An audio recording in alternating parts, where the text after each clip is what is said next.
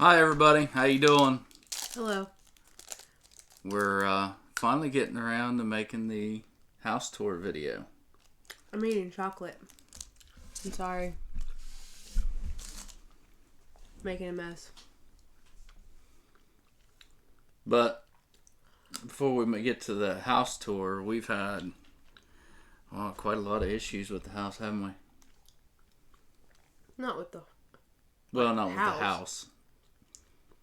We're going to just update you on what's been going on here lately. And then we'll do the house tour at the end. So go for it. Start with what we've learned about having to run the hot water tank and the stove at the same time.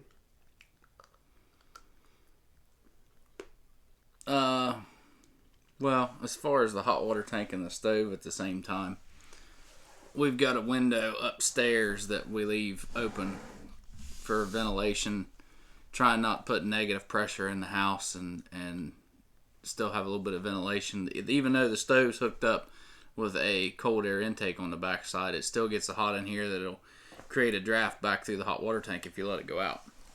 And that'll put smoke in the house. That it'll put smoke in the house real fast.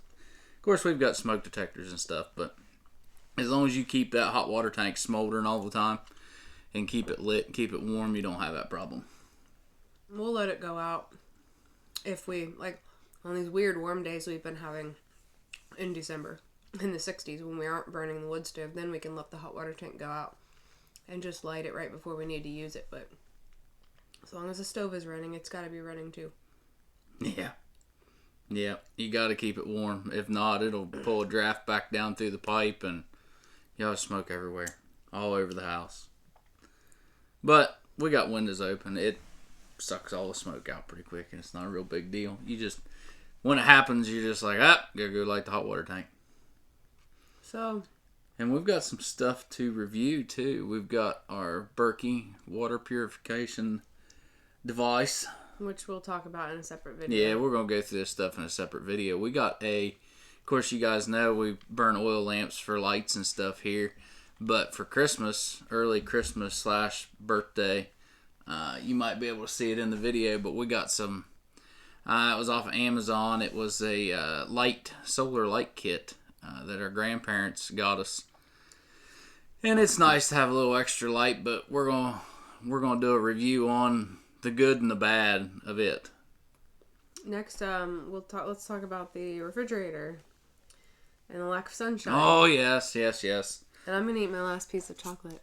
One of the wonderful groups, or one of the wonderful families that we follow, which a lot of you know and a lot of you love, Doug and Stacy. Hi, Doug and Stacy. Hi, guys. They have solar on their. Well, the way I hear Doug tell it, they don't have solar anymore. Which I'm right there with you. I got solar, but we didn't have it either.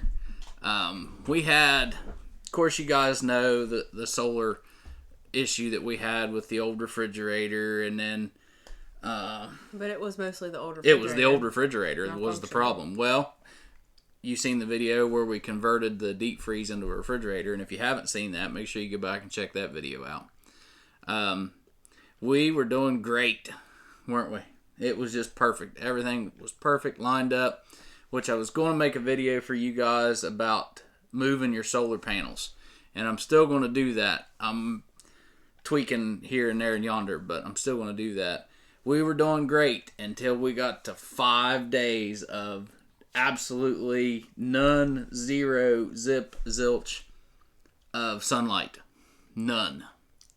Cloud cover and rain. Yeah, cloud cover and rain for 5 days straight, and the low voltage warning, low voltage buzzer started going off.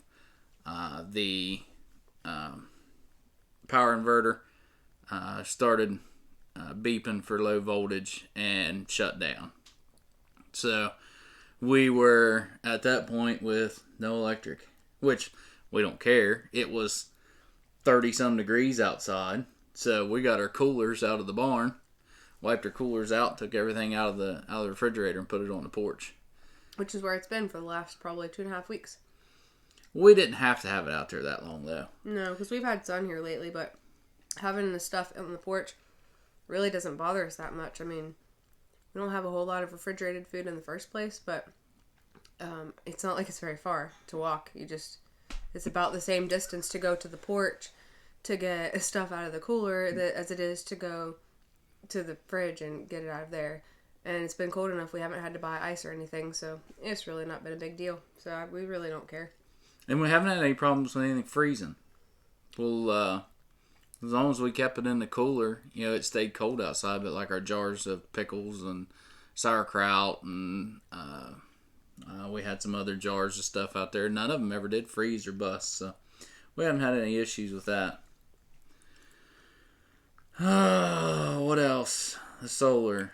Oh, but other than that, we've got the refrigerator plugged back in. We had, after it was one whole day of good sunshine, we had the battery bank completely recharged and ready to go. So next year, or this coming spring, I think we're going to look at dabbling in some windmills. To kind of make up for, the sun issue in the wintertime, because some of those days that we didn't have any sunshine, we had a lot of wind. So if we had something like that, we probably wouldn't have had to move our stuff into the coolers. But it's just going to be trial and error for a while. Yeah, this is only our first year, and our first winter living off the grid.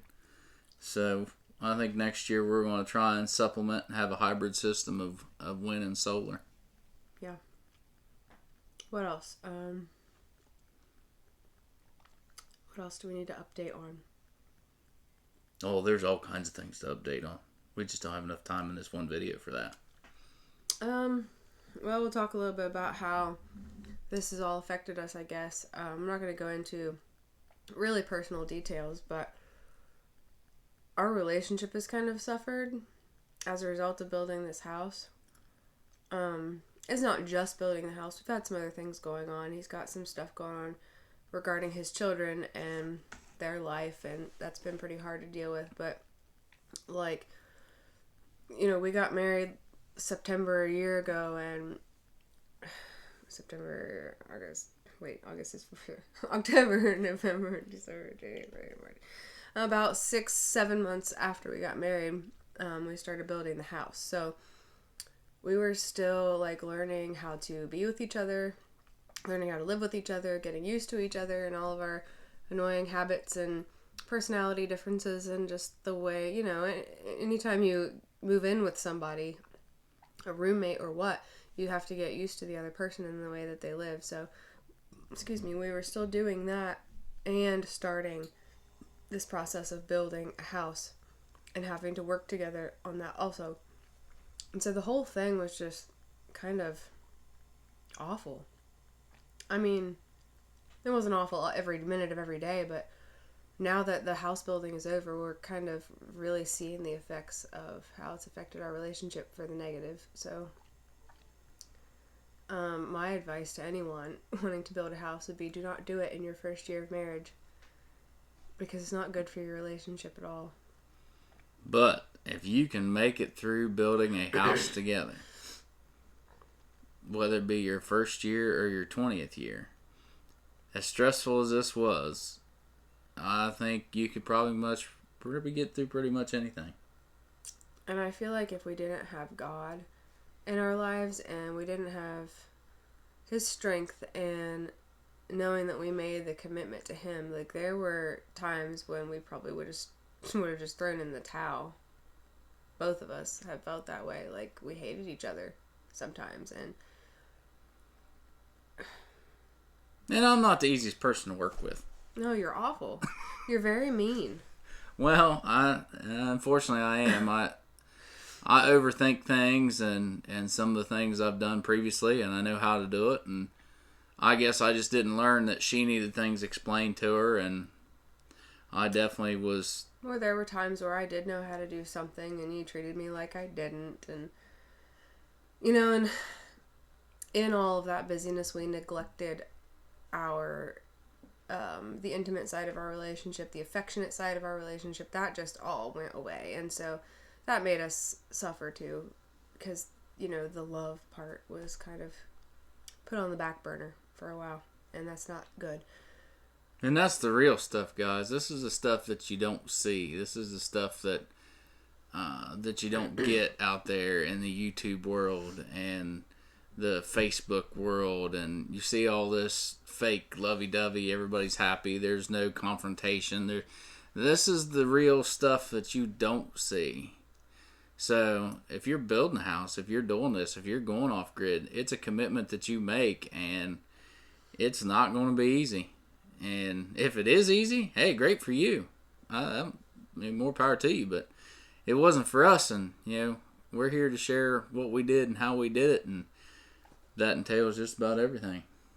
Yeah, but because of our relationship with the Lord and being able to lean on Him, we're getting through it, and we're healing damage that was caused, and we do still love each other very much.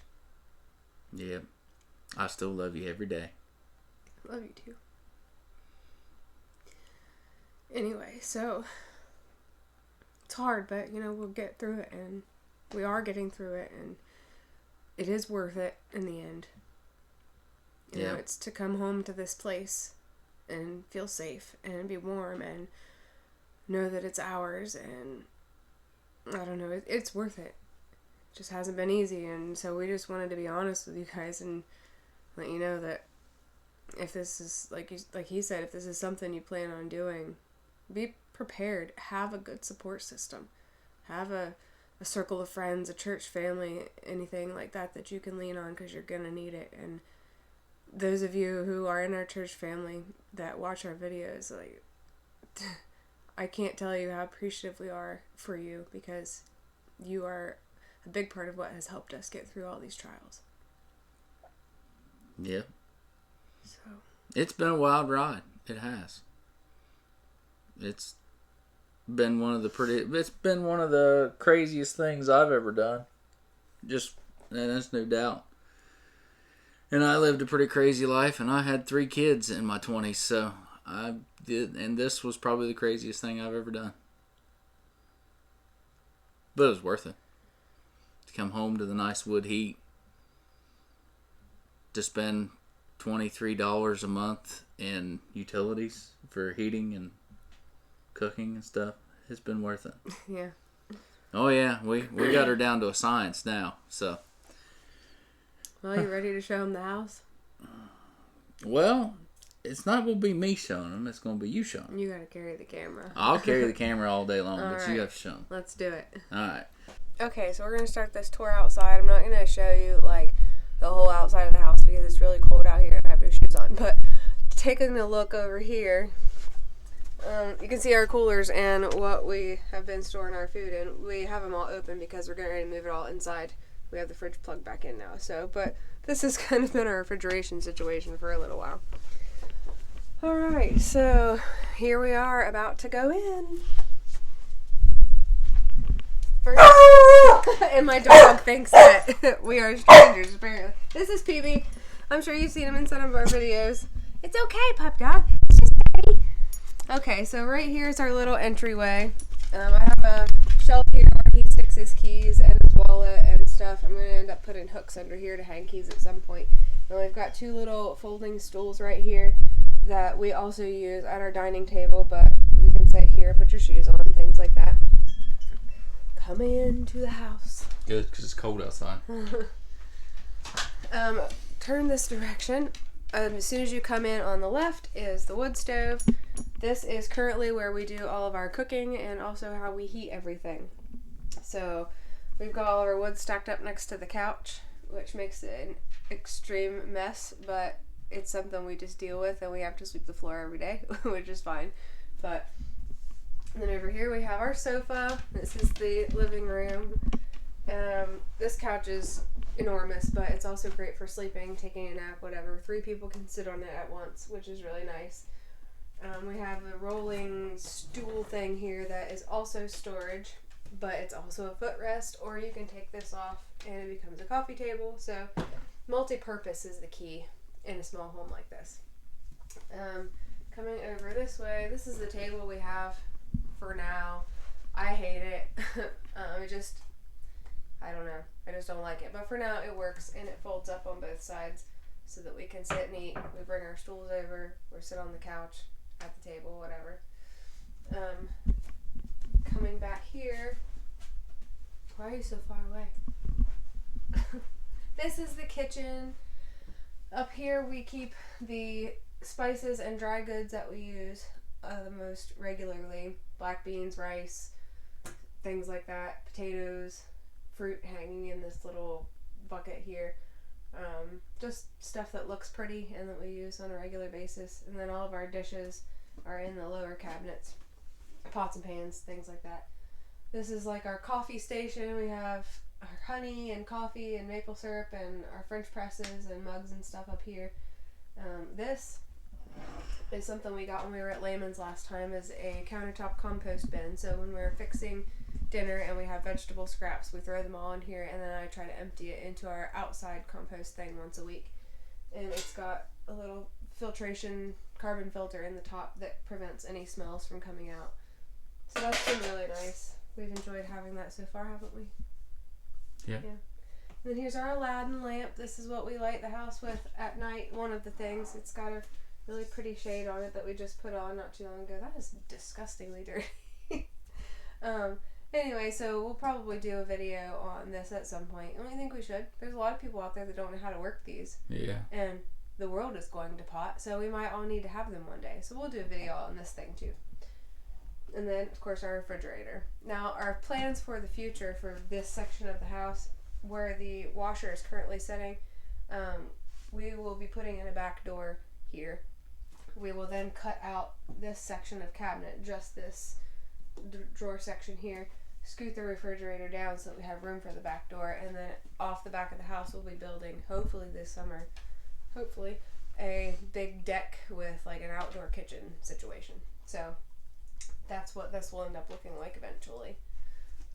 Coming around this direction, we just got this last night. I've been looking for one of these chimney cabinets because I knew it would fit perfectly on this little wall, and it's really provided us with a lot of extra storage. So I've got stuff that doesn't look so pretty to put on our shelves over there in here. Baking supplies like, flour and sugar and stuff like that. Supplements, potatoes, extra jars, just whatever. So it really freed up a lot of cabinet space over here, and it looks cool. So I was excited to find that yesterday. And then this is our bathroom. So come with me. I don't know if you can see. Can you see me? Okay. Yep. So this is our shower. We did it in metal.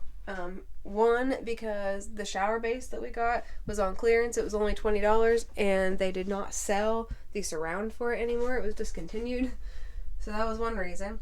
And the other reason is because the metal was so much easier to put up. We also really enjoy like the farmhouse mixed with industrial kind of feel, and it really played into that nicely. So that's why we did our shower in metal. And then our hot water tank is here, which he has done videos on before. And then our cat litter box under the hot water tank is a good place for it. We use the bathroom in here, so why not him? And then here we've got our compost toilet. At some point we will be building a new box for this that will incorporate a slot to hold toilet paper or whatever. But that's what it is for now.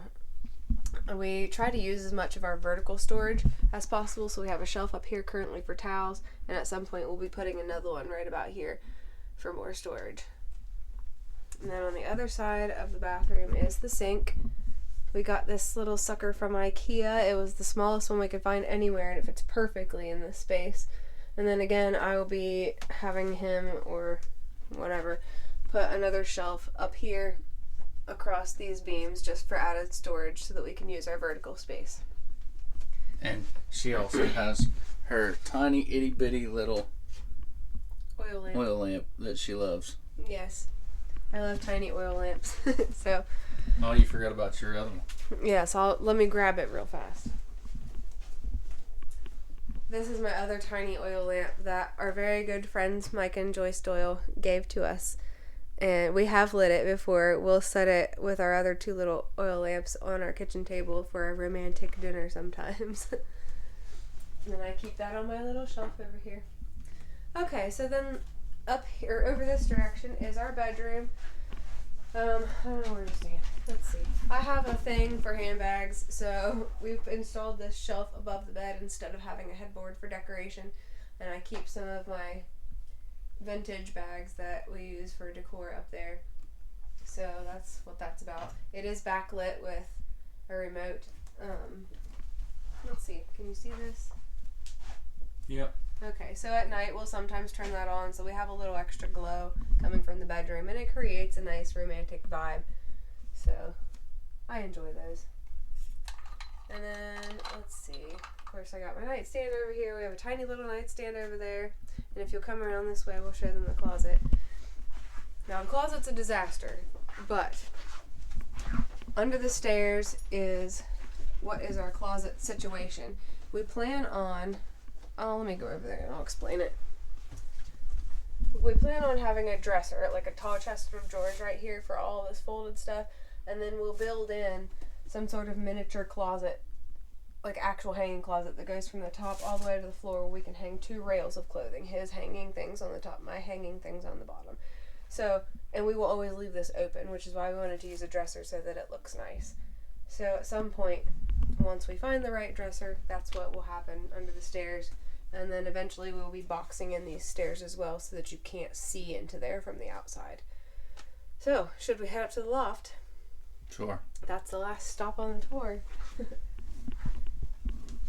Are you coming up? Yeah, I'll come up. Well, I'll come up to the top of the stairs and you can go. Yeah.